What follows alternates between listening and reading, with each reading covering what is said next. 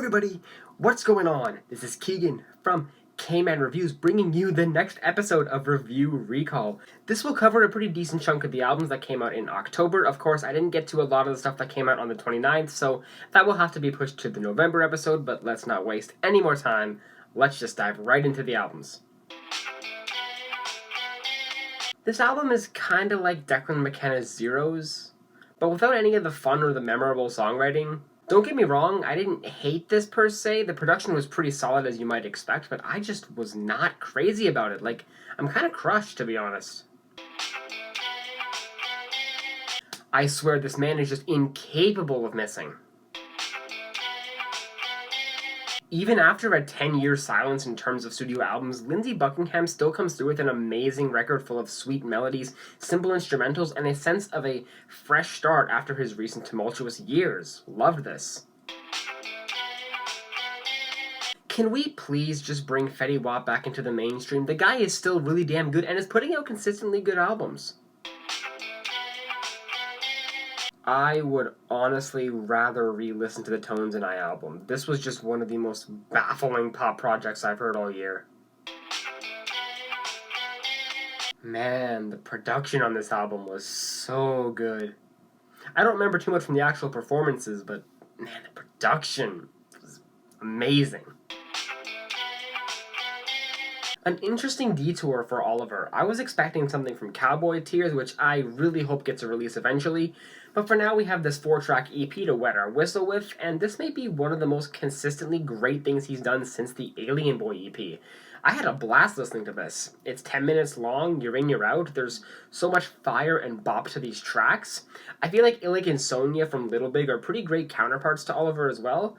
I mean, I just can't say enough great things about this. Just a really fun listen, and only helps to solidify Oliver Tree as one of the most entertaining musical presences working today, in my opinion. Probably the most I've enjoyed Powfu's music, and I'm kind of impressed how he managed to get Jaden Smith on this EP, but I'm still just not all that crazy about him as much as I feel like I should be. Yeah, this was great. No, this wasn't. So I'm not surprised that this album follows the same hard rock path that Like a House on Fire did, but I am surprised that this is much more palatable and comfortable than their previous work. Apparently this was the first time since 2011's Reckless and Relentless that all 5 members of the band were in the studio working on the album, and it sure feels like it. I don't think it's perfect. There are a few songs that don't have much noteworthy about them and just blend in with the cleaner hard rock sound, but I do think if they pushed on some of the more dynamic elements of this record, they could put out something truly special.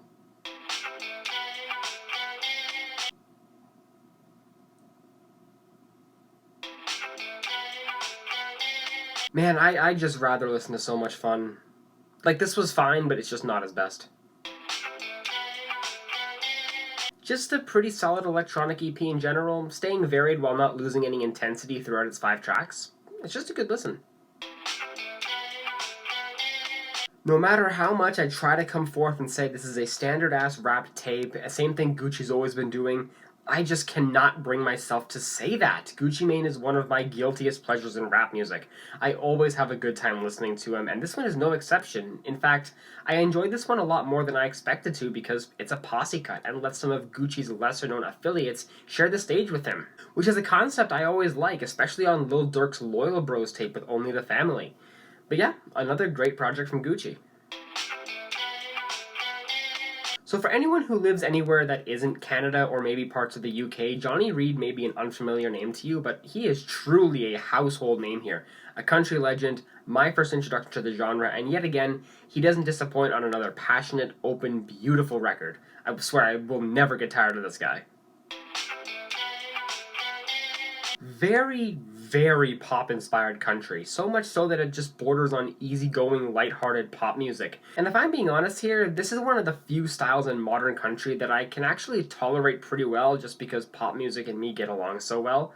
So yeah, I actually kind of enjoyed this, but not to the point where I'm really all that eager to return to it. This is the debut EP from a Long Island-based musician, and it's quite the brief listen at 5 tracks spanning only 11 minutes, but that 11 minutes is hardly wasted with some beautiful bedroom R&B with a hip-hop garnish. If you're looking for that kind of soulful, vibey, and powerful stuff, I'd recommend this. I feel like this should have been so much more fun than it is, but instead we just get Wayne carrying this album single-handedly while Rich delivers unimpressing performance after unimpressing performance. Yeah, it's a Zac Brown Band comeback album, alright. And that's really all it is. Wow. I mean, wow.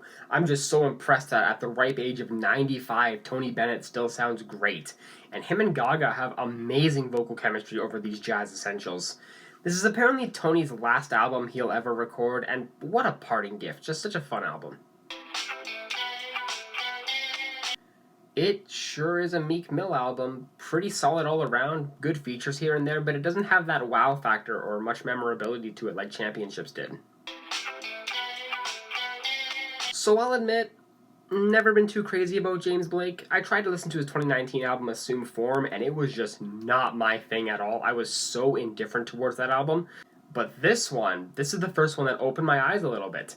I'm still not completely swooned by it, especially these pitchy vocals that are not complementary to his natural timbre, like, at all. It's very off-putting, but I still enjoyed a good chunk of these instrumentals, and especially the emotional through line with the lyrical content, so as it stands, I personally liked it, but I'm still waiting for him to truly wow me with something.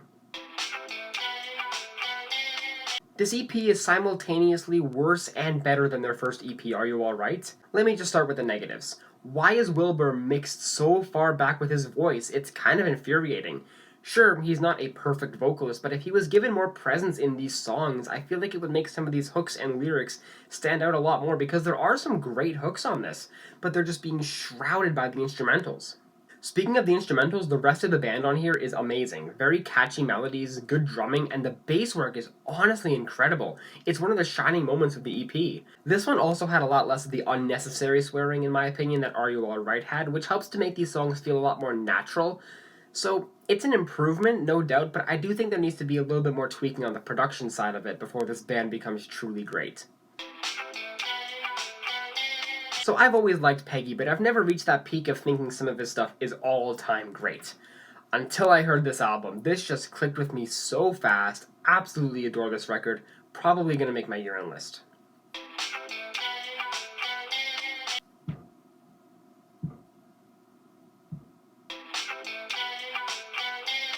I think Zac has a lot of potential here. The production is great and the flows are pretty solid, but for a project that is so short, not even 20 minutes long, some of these songs are gonna feel kinda skeletal. I'm not gonna say it's bad, because it's not bad, but I think if he honed his sound a little bit more and fully dedicated himself to a serious rap album, I think he could do something really good.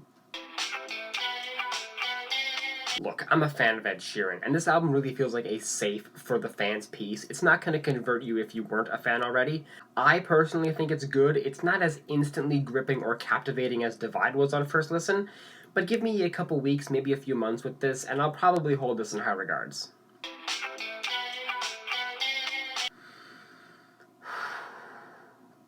One of the best 3-run albums of the past decade? Apparently this album actually saved the band from breaking up, and this might just be one of my favorites from them. It feels so open and personal about the fallout from the duo's relationship. It kind of feels like going to this couple's house only to find the sink is overflowing, the living room is a state, and the baby is on fire with some indie jazz ambience to set the record.